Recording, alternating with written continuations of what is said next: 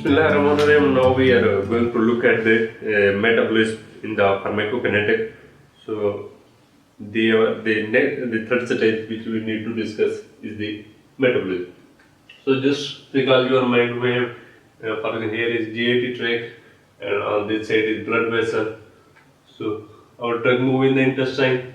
Our first step was the absorption, and if intravenous no need for the absorption, then the second stage was we have discussed, that was the distribution, and the third stage which we are going to look at is the metabolism. So pharmacokinetics, we are still here. So pharmacodynamics is our next target. So we are going to look at the pharmacokinetics. So metabolism, or we call it the biotransformation. So what is our goal in the metabolism? Our goal is to excrete the drug from by making it more water soluble metabolite. So that actually help us to excrete. So in this sense, by making them more water soluble, what will happen to the drug? So because why we are other concept, why we are making them more water soluble, because if it's a lipophilic, you know better, lipophilic has ability to absorb. So same thing for the reabsorption. So if it's a lipophilic, it can absorb at intestine level. So if it's go to the kidney, so in the renal tubule, in the especially the distal tubule, where they can ability to reabsorb. So for the excretion, best way is with more water soluble metabolites. So what is the location of the biotransformation? Major organ is of course the liver. So but some drug, other drug, specific drug, they can be metabolized by the other tissue, by the lungs, or the, you can say, the lungs, skin, and different other tissues. So but specific drug, major organ is your liver. So what will happen to the drug? If your drug is active drug, so it can convert into the inactive metabolites. Okay. So for example, most of the drug, same thing is happening, they are inactivating by the biotransformation. So but some drug, if they are active drug, sometimes they are still active after the biotransformation. So for example, allopurinol, which is converted into the alloxytone. So another is digitoxin, which is important especially in the heart failure patient. So this is also actually is a biotransformation occurring here. So most benzodiazepine or SSRI, so these all are the active metabolite still after the biotransformation. If you move forward, some prodrug. What do you mean by prodrug? Of course, you are thinking it's an inactive drug, so they can become active by the biotransformation. So it is another way. So many anti-metabolites, so they undergo the they activated by the biotransformation. So some drug may become toxic. So they are toxic metabolites. So for example, methyl alcohol, they convert into formaldehyde, which may lead to blindness. So okay, so we can say our drug is not necessary by the biotransformation is inactive. Most of the cases it's inactivated, but sometimes it can be converted into active metabolites, and it can be converted into if it's an inactive form, it can come into the active form. But some drug can enter into the toxic form. So it's depending upon the nature of drug. So all drugs do not undergo all the process. Some go under the first, you can say, inactivation, some undergo the activation, some undergo the toxification. Okay, very straightforward. So cortisone is actually, here is another example which is mentioned here. That is the corticosterone, which is actually a inactive drug. By the biotransformation, they are coming into hydrocorticosterone. Now, biotransformation. So in this sense, actually, here is our path. Our path will be for the making drug more water soluble is dependent upon two phases. Now, phase 1 and phase 2. Okay. So I am before I go to detail, just I draw the concept. What is, as I mentioned, our concern with the making drug more water soluble. So we undergo for the biotransformation into two phases. For example, I take a drug. For example, here is a drug. Okay. So I undergo phase 1 and phase 2. I am making more water soluble. So let's see. In first phase, what will happen? This drug converted into by addition of oxygen. For example, oxidation is occurring here. Two hydrogen ions are added. So what will happen? This drug converted into the OH group. So now and water. So you can see this drug, which now it has some polar group. So it's become water soluble or hydrophilic somewhat. But if it's highly lipophilic, so it has to enter into the phase second, where what will happen? So we know it's still unable to excrete. So we put some polar group, major conjugate molecule here. So for example, in this case, if it's a ROH, so what in phase 2, what will I do? I remove this hydrogen and put a, for example, a conjugate molecule right here. Okay, so this bigger molecule, so this is actually conjugation. So I am simply giving them the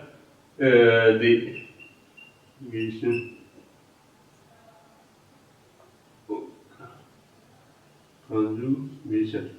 Okay. I am simply adding the bigger molecule, it's making it more water soluble, more polar. Okay. So while here is a less polar form.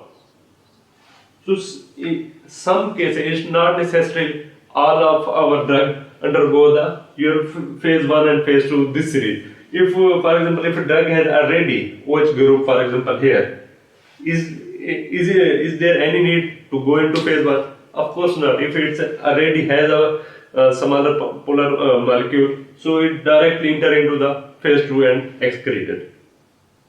Sometime also happen our drug can come phase 1 and then enter into the phase 2. So we can say it may have both phase 1 and 2. It may have first they enter 2, then they come back into 1, and sometimes it may happen phase 1 to phase 2. It's not necessary. No, you can say any principle. So they have to enter first phase, then they have to enter into phase 2. So it's dependent upon the condition. Okay. So this is our whole journey. First we look at the phase 1. Phase 1 is actually dependent upon majorly. You may hear the cytochrome T450. Okay. So this is actually a bigger family. It's a super family where you can say RM couple of enzyme more than 300 or 400 you can say. So their enzyme are present. So it's a big family, not a single enzyme. So for example, how we can classify? We simply name them like this. This is for example cytochrome 3A4. For example here. So this if what this name show? This show actually your super family name, that is your cytochrome P4. This is super family. This 3 represent the family name. This A represent the subfamily. This 4 actually represent the actual enzyme. Okay.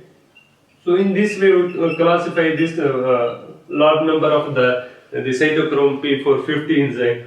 So our most of the drug undergo the metabolism by this process. Okay, so this is phase one. Phase one has actually two parts. Phase one has two. One is a microsomal,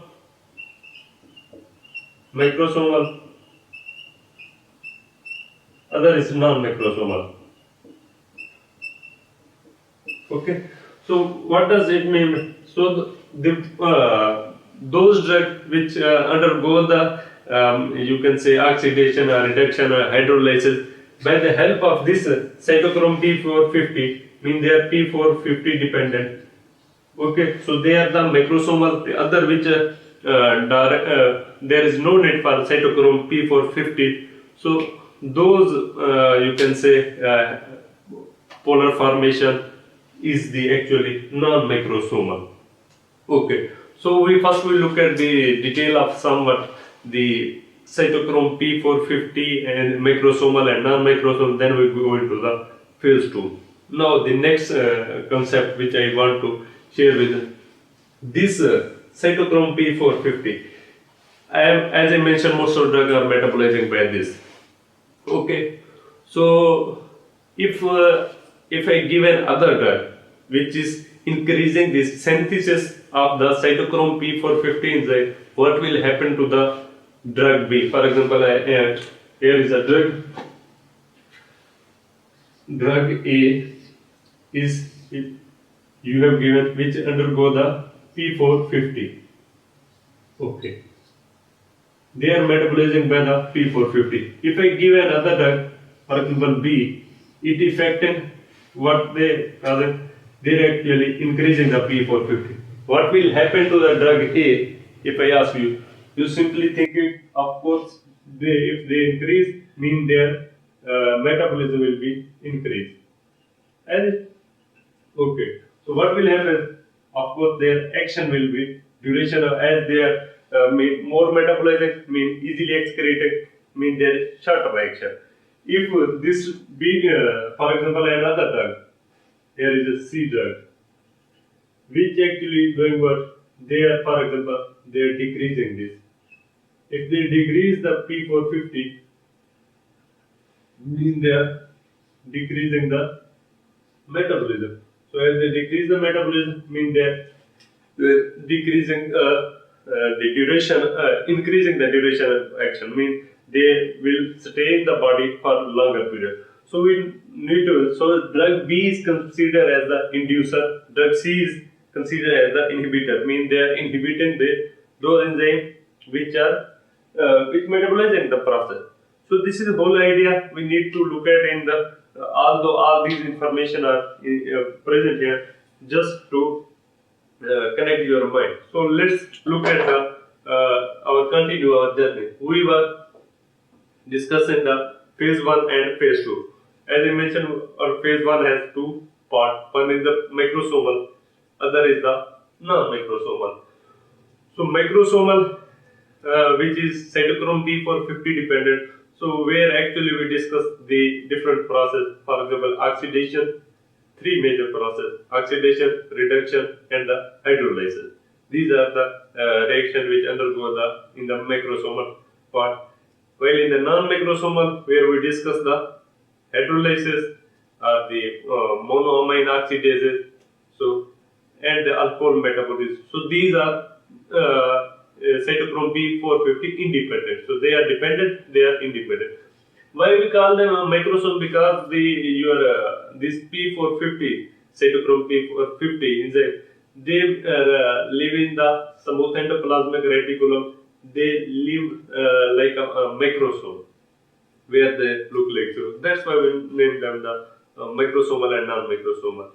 So what is concerned, they make less polar and water metabolism. So after this, it's not necessarily your drug after undergo the phase 1, they are active or inactive. So sometimes it's maybe inactive. If it's inactivated, so they directly go for the accident, no need for the phase 2. If it's sometimes it's less polar, it's unable to excrete it out, so they undergo the phase 2 where they are highly become highly polar and metabolize. Most of the time, mostly they are inactivated by the phase 2, so they are activated. What are the reaction which help for as I mentioned, the conjugation reaction? So, for example, glucuronidation, so we undergo the acetylation and sulfation and the amination. So, these are different process for the different drug. Okay, now, sometime as I mentioned, phase 2 may precede phase 1 and drug metabolism only by phase 1 or phase 2 depending upon the, because our concern with the excretion. Okay. Now let's look at the phase 1. Our goal is to make the polar and hydrophilic by introducing or unmasking the smaller polar group, for example OH or NH2. So as I just right here, I have introduced the hydroxyl group here. So what is the location? Location is important. So for the phase 1, the location is your smooth endoplasmic reticulum mostly, but in the for the phase 2, its location is the cytosol. So smooth endoplasmic reticulum. So what will be our achievement? Our achievement will be it could be the active our drug. The activity may be increased or decreased sometime unaltered. So it's not necessary they are inactivated by the phase 1. So the reaction are commonly the oxidation, reduction, hydrolysis. They are catalyzed by cytochrome P450 system.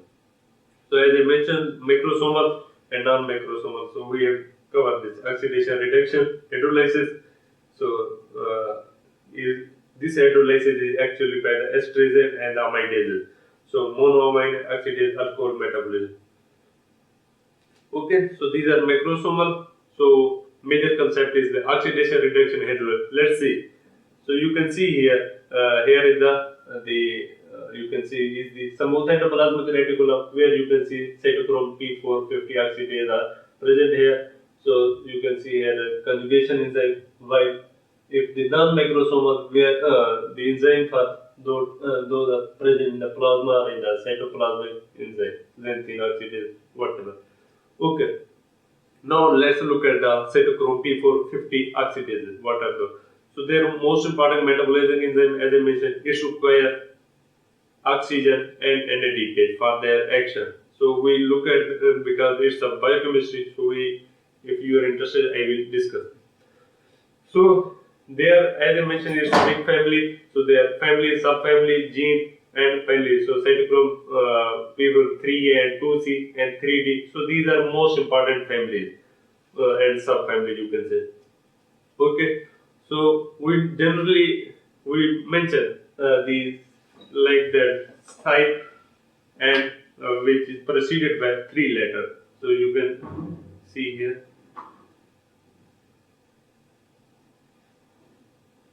So these 3 letters are present on the back. So 3A4. So let's see. This type actually represent SYP represent superfamily, 3 represent your family, and A represent the subfamily, while the 4 represent the individual enzyme. So if you look at our this this A4 is very important because most of your 50% drug are metabolized by this enzyme of the cytochrome P450 family. So hepatic enzyme it's a hepatic enzyme which is most abundant. So it metabolizes the almost 50%. So it may be present in the your GAT. So that's why sometimes it causes the poor bioavailability because drug is destroyed by the your this enzyme. Okay, some other common example which also you need there is no need to remember the complete list, but some important you must need to know. The cytochrome P4 with 3A4, which I mentioned, which is metabolized 50%. Other is the 2D6 and the 2D6 and the your which is metabolized 30% and 2C9, 2C19 and the 2E1 and the 1A2.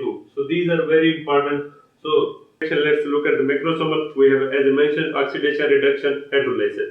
So oxidation example for example, alcohol is first they convert into the your aldehyde, then they come into the acetic acid. Finally, convert into CO2 and energy. So this is the oxidation technique. So if you look at the reduction, where for example chlorohydrate, which is active form, where the reduction they come into trichloroethanol form.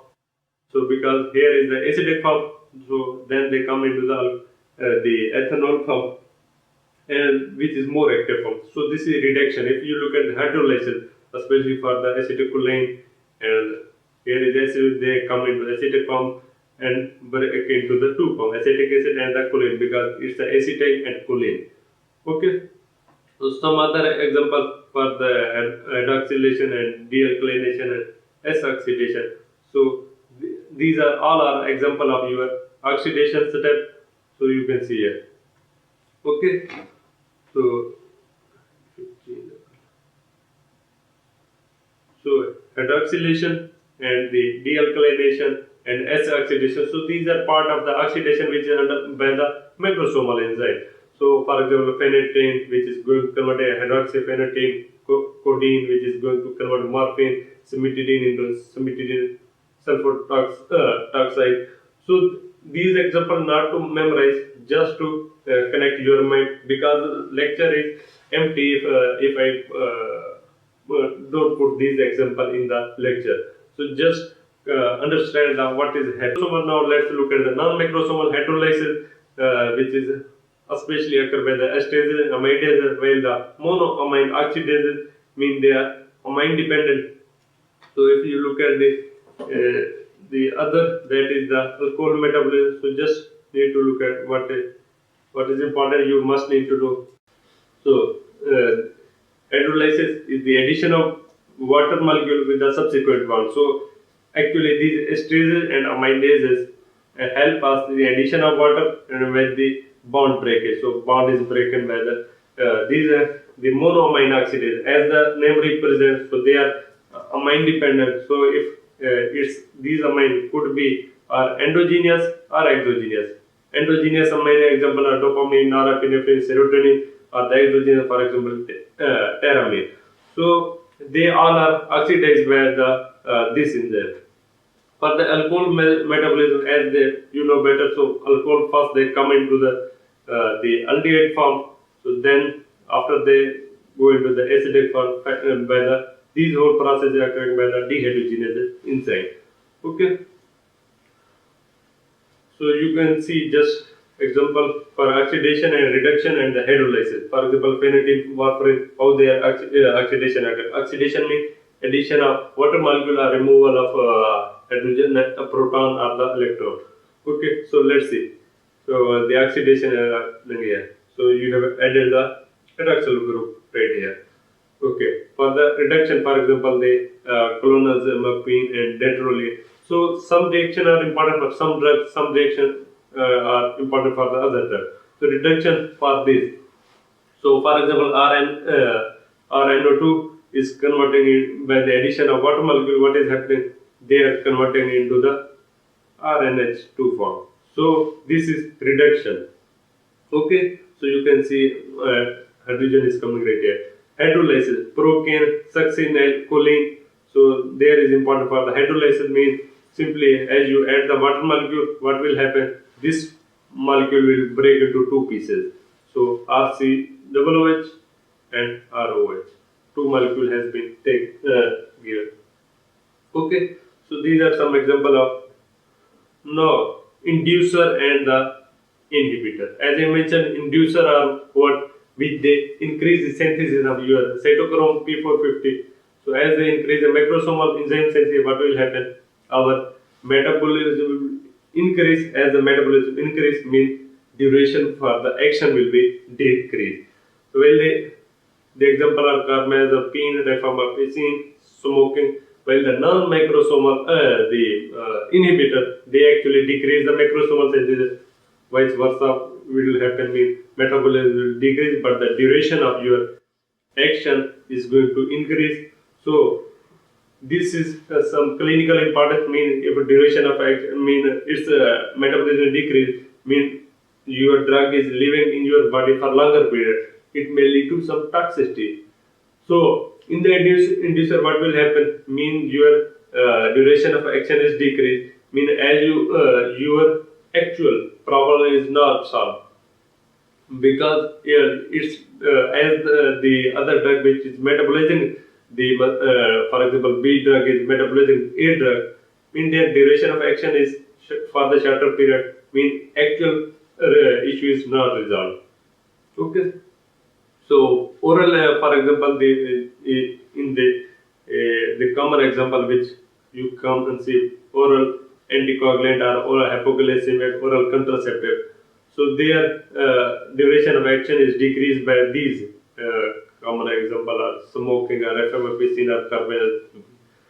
So cimetidine, the SN grapefruit juice is very important example. So this is complete list of the your inducer inhibitor. So just for the some friend, the other important tested example is the chronic alcohol and the acute alcohol. What is difference between the acute and chronic?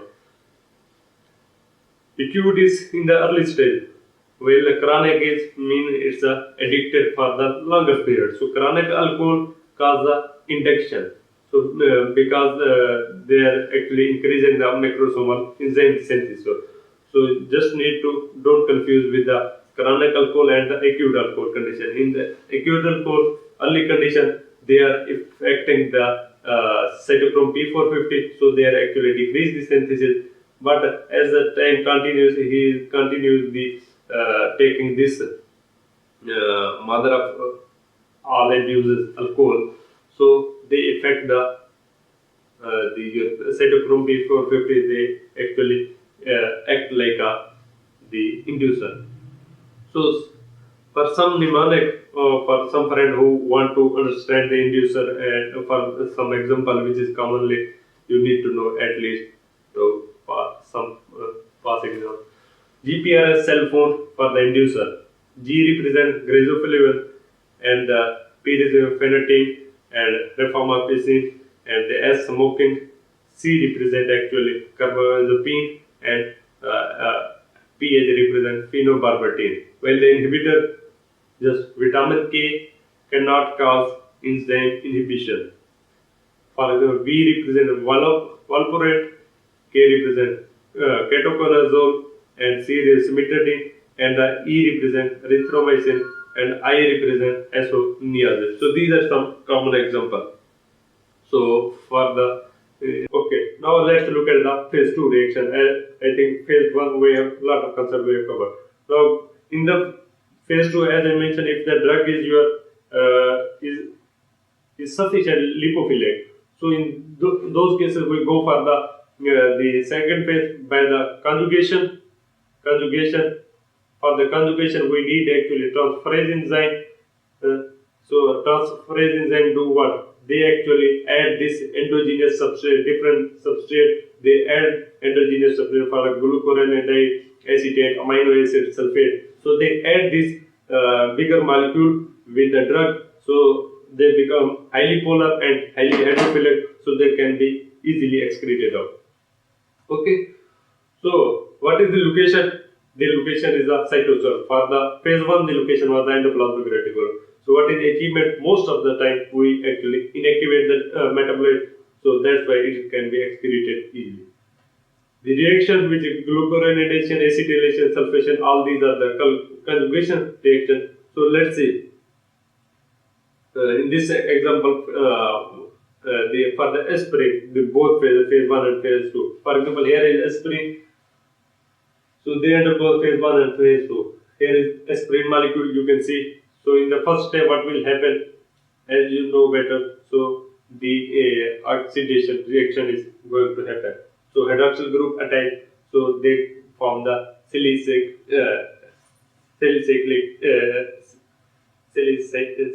acid. So in the phase 2, what will happen? In the conjugation will occur. So how this happening? For example, this molecule is right here. So they actually hydrogen is removed and a lot bigger molecule is conjugated with that. That is the glucuronidation. Okay.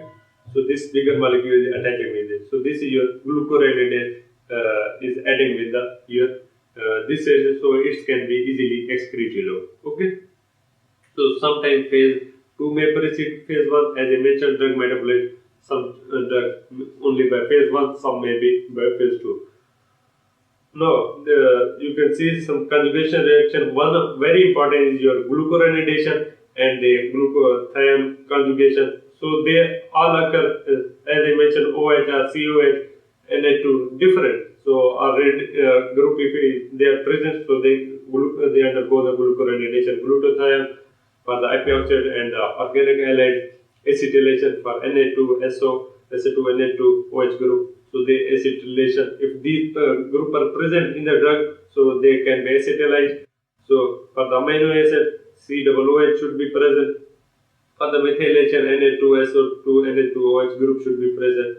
So for the sulfation, so these are some common examples. But for just for mnemonic to enlist some of them, we actually use mnemonic games. G represent glucuronidation or glutathione conjugation, A represent the acetylation and amino acid conjugation, M represent the methylation, S represent the actually sulfation. So just to enlist some the conjugation reaction. Okay, so as I mentioned, an example of some conjugation reaction are the endogenous reactant which needed an example. Let's say glucuronidation, acetylation and the methylation. Glucuronidation, aspirin, morphine, paracetamol, so they are all undergo the glucuronidation while the SNR are depsone, so and the dopamine they undergo the methylation. So what are the reactant they need and what are the enzyme needed for this glucuronidation, acetylation and methylation? For the glucuronidation, we need UDP glucuronic acid with the glucuronyl transferases. Okay, so they need UDP glucuronic acid. So this transferase is important. If this transferase is absent, means your glucuronidation cannot occur. So it's a genetic problem. Okay, especially in the neurate problem. So for the acetylation, we need acetyl CoA first thing, and the transferase enzyme which actually transfer this acetyl CoA enzyme to these different drugs, as I mentioned as they said. So for the methylation, we need S-adenosyl methionine and methyl transferase should be present, which actually transfer this group towards these different drugs which have already some smaller polar group. Okay, this lecture is over. So thank you very much. We will cover the excretion in the next session. Thank you a lot.